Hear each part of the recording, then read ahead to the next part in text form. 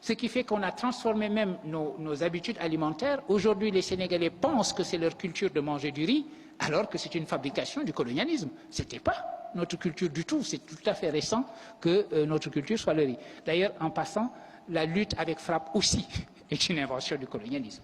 Vous savez, c'était un colon particulièrement terrifiant qui aimait beaucoup faire se battre entre eux et les Africains, et il trouvait que la lutte n'était pas suffisant. Il fallait épicer cela en leur demandant d'échanger des coups de poing nus, et aujourd'hui nous disons que c'est notre tradition. Enfin, les traditions se fabriquent. Nous avons un système scolaire que nous avons hérité de la colonisation. La colonisation a créé l'école au Sénégal et dans les pays africains parce que cette école devait former les agents pour cette colonisation, c'est-à-dire les auxiliaires de l'administration. Et donc nous avons été à l'école avec cette culture qui consiste à dire « j'acquiers mes diplômes et je finis fonctionnaire ». Nous avons une mentalité de fonctionnaire. L'État va nous employer. Un jeune qui sort de l'université et qui est employé par le système fédéral américain, il considère que c'est un échec, que c'est une perte de temps. Il peut commencer à la rigueur en travaillant pour l'État américain, en enseignant par exemple, en étant pour Teach for America, mais son plan de carrière, c'est de partir de là le plus vite possible pour se mettre à entreprendre et pour créer sa propre affaire et faire ce développement. C'est donc une mentalité qui est radicalement différente. Et pourtant, ces jeunes-là, effectivement, vous avez raison de dire, il n'y a aucune différence entre eux et nous. Je dis nous parce que j'ai été moi-même élève ici. Nous sommes même, nous autres Sénégalais et nous autres et Français, parce que nous avons hérité du système français, en principe, nous sommes même plus forts qu'eux. Notre système est tellement exigeant qu'à niveau égal, après le bac et dans les toutes premières années de l'université, nous sommes plus forts que les Américains. Mais très rapidement, ils deviennent infiniment plus forts que nous, précisément à cause de cet état d'esprit. Ça change radicalement. Un Français qui sort des classes préparatoires, vous le menez dans une université américaine, il plane sur tout le monde. Dès qu'il a fini ses études d'undergraduate, il se retrouve à l'arrière de la classe et c'est les autres qui sont devant lui. Parce que les autres ont été élevés dans cette idée d'entreprendre, d'essayer et d'avoir cet esprit d'innovation permanent. Et c'est donc cela que nous devons essayer d'insuffler également dans nos formations. Avoir les qualifications les plus pointues, mais également avoir la capacité d'entreprendre. Une étude de l'IFAN qui vient de sortir, qui a fait une enquête auprès des jeunes de 15 à 35 ans, je crois, et il s'avère que 75% de ceux-là disent que leur souhait, c'est de pouvoir partir de ce pays dans les années qui vont venir. C'est terrible. C'est terrible, non pas seulement parce qu'ils veulent partir, mais pour traduire l'état d'esprit que ça signifie. Ce que cela signifie, c'est que vous avez une population qui est atteinte dans sa capacité d'initiative elle-même. Être atteint dans son corps, c'est grave, c'est suffisamment grave. Mais être atteint dans sa capacité de réagir à ce qui vous arrive, c'est pire. Et c'est ce que disait quelqu'un comme Aimé Césaire dans les années 56. Ce qu'il reprochait à la colonisation, c'était moins d'avoir occupé nos pays que d'avoir, dit-il, créé une crise de l'initiative. Et la vraie réponse à la colonisation, ce n'était pas seulement la décolonisation pour lui, c'était également l'idée de reprendre l'initiative et d'avoir l'impression qu'en bonne prospective, l'avenir est quelque chose que nous pouvons nous-mêmes forger de nos propres mains. Et c'est cette idée qu'il s'agit de restituer à notre jeunesse. Et ici, Léopold Sédar Senghor va jouer également. Senghor va s'opposer de toutes ses forces pendant très longtemps à ce qu'il appelle la balkanisation, c'est-à-dire la fragmentation de l'Afrique. Vous le savez, vous l'avez lu dans vos livres d'histoire, à un moment donné, la France a trouvé que l'organisation la plus rationnelle de ses propres colonies, c'était de les regrouper en fédérations, deux grandes fédérations.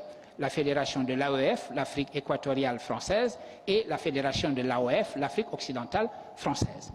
Mais voilà que le moment où les indépendances commencent à se dessiner, la France décide que si elle décolonise, elle va décoloniser morceau par morceau. Elle va décoloniser les territoires de manière séparée et non pas la fédération. Senghor s'opposera de toutes ses forces contre cela.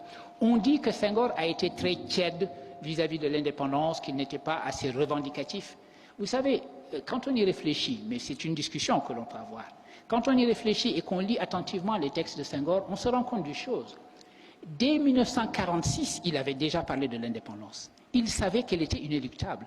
Après la Deuxième Guerre mondiale, il était clair que les craquements du système colonial allaient conduire vers les décolonisations. Il était donc clair qu'à un horizon plus ou moins éloigné, les indépendances allaient s'effectuer. Dès lors, ce n'était plus la priorité pour Senghor d'être indépendant en 56, en 58, en 60 ou en 62. La priorité pour lui était d'y aller ensemble.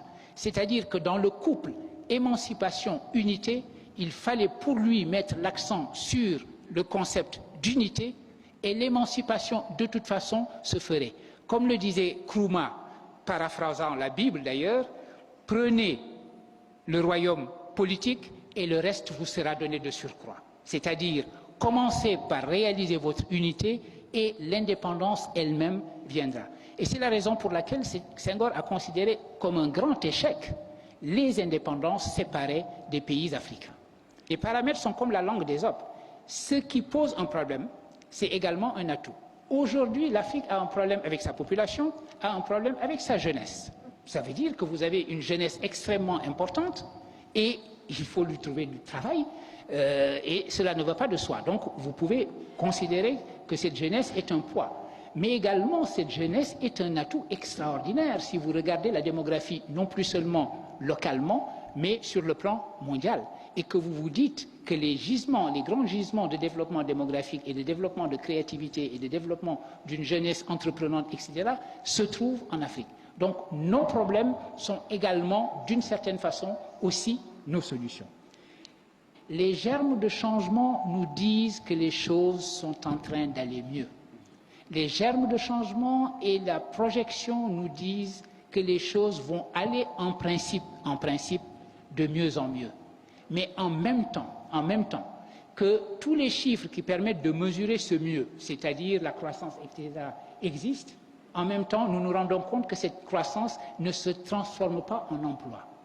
Et donc, vous avez la situation paradoxale où la jeunesse africaine est à la fois l'atout le plus important de ce continent, étant donné les germes de changement, et c'est une jeunesse qui ne croit pas elle-même en son propre futur ici.